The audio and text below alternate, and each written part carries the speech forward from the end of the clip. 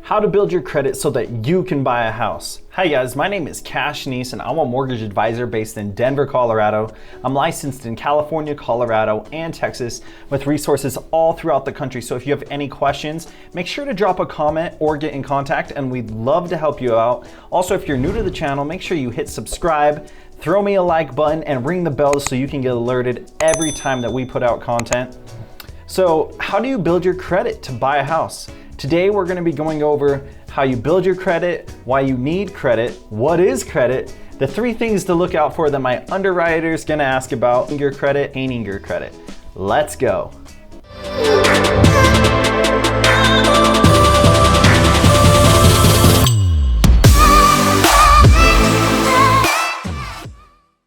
Hey guys, this is Nies, aka Cash Loans, and first of all, thank you for coming to the channel. So let's dive right in. So what is credit and why do you need it? I like to think of credit as kind of like your financial report card. This shows a lender how trustworthy you are that you're gonna pay that money back. Therefore, the better credit that you have, the less risky you are and the more money they're willing to give you on better terms. And what do you need credit for? You need it whenever you're gonna finance anything, whether that's a house, a car, furniture, a cookie, anything, you need to do it on credit. So why use credit? Credit can get a bad rap. Why not? If you just have a bunch of cash, go buy everything cash or use your debit card. And there's 2 main reasons. For example, first of all, when I go to Vegas and I go gamble, I like to play with the house's money. So I'll put a little bit down and then as soon as I win that back, I play with the money that I won and then that's my money I play with. With credit, it's kind of the same way. You're playing with the house's money, right? So, and you can use this money to leverage and get bigger and bigger and bigger assets and create massive and massive wealth. Second feature that I love is the security feature. So I've had this happen where, I've had my credit card hacked and someone went and they bought, I don't know, like $1,000 worth of shoes. And I noticed that purchase, so I called my credit card company and I flagged them.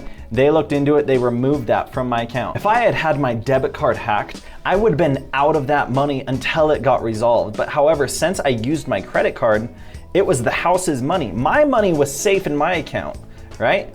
So that is a huge thing that I appreciate about credit cards. The second feature that I love is the security. I've had this happen before where I had my credit card hacked and someone went and they bought $1,000 worth of shoes. I noticed this on my statement and I flagged it and then my credit card company removed it and went and investigated that. Had this happened on my debit card, for example, I would have been out that $1,000 and maybe I couldn't make those extra payments, right?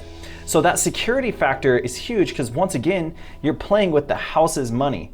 That security factor is very, very important. Okay, so if you're looking at buying a home, there's 3 key pieces to your credit report that my underwriter is gonna look at when reviewing it. So first is gonna be on-time payments. They wanna make sure that you are making your payments on time to your scheduled agreement.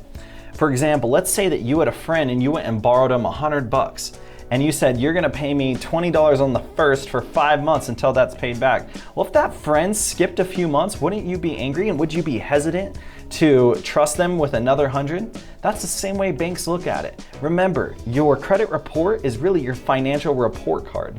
Now, if you did miss payments, and I know that life happens, circumstances happen to everybody, the underwriter understands this and all they are really gonna want to know is why. So if you do have late payments and you're looking at buying a house, get those whys in your head if they come up and how you can help explain those. Number 2 is debt utilization. So underwriters are gonna look at your overall debt, right? They're gonna look at the credit limit that you have, and then they're gonna look at how much of that credit limit they use. They don't wanna see someone who is using the full maxing out their credit cards. So for debt utilization, if we can keep your trade lines within usually a 30% mark, that's gonna help you build your credit. Really anything over 50% is going to hurt your credit, and under that, we're just gonna get better and better and better. If you can keep it at 30, that's good, 20, that's better, and 5 and 10 is the sweet spot to build your credit the fastest. Number 3 is credit history. Inquiries, closing accounts, and not using your credit cards. So first of all, let's go back to inquiries. So by inquiries, I mean, if you're looking to buy a house, don't go apply for a bunch of new credit cards, don't go refinance the car, don't do anything that's going to hit your credit. Now, a lot of times I'll have borrowers think and they'll say, hey, maybe if I refinance my car, that will lower my debt to income and therefore I'll be able to qualify for more of a house. While this may be true, this could potentially impact your credit enough to where you don't pass automated underwriting, and then I can't qualify you. So make sure you're wary about that. Always contact your loan officer. Next is closing accounts. Sometimes borrowers, they will pay off a credit card, or someone who is in trouble with credit, they'll make a lot of progress and they'll pay all these credit cards down and then they'll close the account. This is one of the worst things you can do, as that this actually hurts your credit score. Because in credit, it's good to have credit. Credit is a great thing. And the more that a bank trusts you by more limits, that's only gonna help your score. So going and closing your accounts actually lowers that credit limit that the banks trust you, and therefore it doesn't look as good in the eyes of a credit score or a mortgage lender. Lastly is credit utilization. So sometimes, even someone who makes a bunch of money and who makes their payments on time, they will start to pay only cash after they pay down their credit cards. And they don't use their credit cards for 6 months. This can actually hurt you, as we want to see someone who is utilizing the credit that they have. One small tip I have here is to set up automatic payments. Set up your credit cards for different things like Netflix, your phone bill, just small little things, and then make sure you pay them off. That is one of the best ways that you can build credit. Another thing to note is that if you're shopping for something in the same category, let's say a mortgage, a car, and your credit's pulled multiple times, that's okay within a 30-day period. The credit bureaus will only impact your score for one pull, or they should impact your score at least for one pull. So, if you're shopping for a house or shopping for a car, it's okay to shop around and make sure that you're getting the best deal. Okay, so how to build your credit so that you can buy a house. Here's a few tips to build your credit so that you can buy a house. Remember I just said about setting up your credit cards for automatic payments? This is one of the best things you can do. Get a few credit cards. I know that sounds scary to a lot of people. I'm not saying max them out, I'm saying use them, right? So set one up for maybe your Netflix, your Spotify, use one for your gas, set one up for your insurance, right? You have a few credit cards that are constantly being used, and then you're paying them off. And if you're actually looking at, buying a house soon, I recommend paying off these credit cards every week if you can. The reason for that, let's say you have like a credit card with a $10,000 limit, right? And you spend $7,000 on it in a month, and you pay that off at the end of the month. Well, if I pulled your credit before that is reflected, I'm gonna see a $7,000 balance on your credit report, and we're gonna have to do a rescore, right? Now back to utilization. As I said, really anything under 50 is gonna help you build your credit score. 30's better, and 20's better than that. Well, the sweet spot for building your credit the fastest is gonna be between that 5 and 10% range. If you can do this, you're gonna see your score go way up quickly. Now, another thing you can do to build your credit is, and if you have a good history, is contact your credit card company and ask for a credit increase. Remember, I had just talked about how you don't wanna close accounts because that limits your credit lines.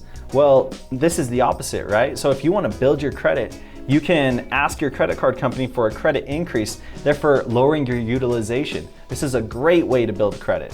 Another thing you can do is be added as an authorized user. So let's say you have a family member or someone very close to you who has good credit history, and they have a credit card with long standing, because one of the biggest things on a credit card, as well as utilization and keeping your balance low, is going to be the length of your credit. So if you have someone, let's say a family member who's had a credit card for 10 plus years and you've only had one for 1 year, and that family member has a good history of paying those off, you can be added as an authorized user to that credit card and therefore help build your credit because you are trusted with that amount that they have. Another small thing you can do is there's a website called Opt Out Pre-Screen. And you know how in the mail you'll get a bunch of offers from credit card companies? These are slightly impacting your score. Well, if you go onto this website, Opt Out Pre-Screen, and you say, hey, I don't want to get any inquiries, I don't want to receive any offers for about 5 years, this can actually help your score go up just a few points. So I had this happen recently. I had a customer who made good money, had zero debt, and I went to pull their credit and they had no credit. This guy had one credit card, but he used it and he paid it off, and you would think that's great, and it is great. However, this guy had no credit, so what do? There's a few different things. So in this customer's example, all I had to do was get a copy of his credit report that he's been paying it off and submit that to the credit bureaus, and I can get him a score and he can be able to buy a house. Another thing you can do if you have no credit is get 2 credit cards and start using them. At least 2 is what I recommend. If you could get like really 2 to 5, that's even better. But start small. You know, they have builder credit cards, and usually you'll start off with a smaller limit, and the longer that you have that credit card and you're using it and making payments, the more that company is going to trust you, and you can slowly start to build your credit profile. Lastly, if you're building up your credit and you have collections on your report, you're going to need to get these deleted. See, a lot of times I'll have customers who will have collections and they'll just go and pay those off. Well, sometimes these collection companies won't report it to the bureaus for 3 to 6 months. So what you need to do is ask for a letter of deletion. Now, some companies are hesitant to give you this letter of deletion, but that's just really when you need to become a salesman and talk about, a settlement and coming to an agreement. If you need any help with this, I have some great resources of credit repair teams that I'm more than happy to get you in touch with. Once again, my name's Nies, aka Cash Loans. If you guys have any questions, please feel free to leave a comment or get in contact. Share this with any family, friends, or neighbors who need to hear it. Thank you again for stopping by, and we'll see you next time.